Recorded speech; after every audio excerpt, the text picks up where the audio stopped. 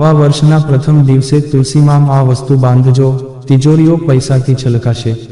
નવું વર્ષ થોડા જ દિવસોમાં આવવાનું છે અને દરેક નવા વર્ષની શરૂઆત નવી આશાઓ સાથે કરવા ઈચ્છે છે।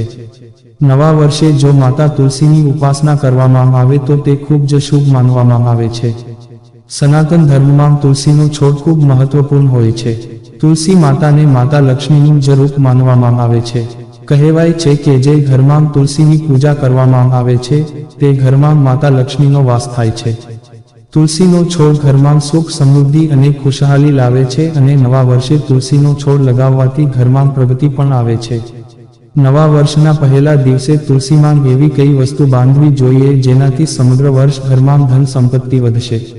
તુલસીમાં બાંધો નાડાચડી। નવા વર્ષના પહેલા દિવસે તુલસીમાં લાલ રંગની નાડાચડી બાંધવી ખૂબ જ શુભ માનવામાં આવે છે। કહેવાય છે કે લાલ નાડાચડી બાંધવાથી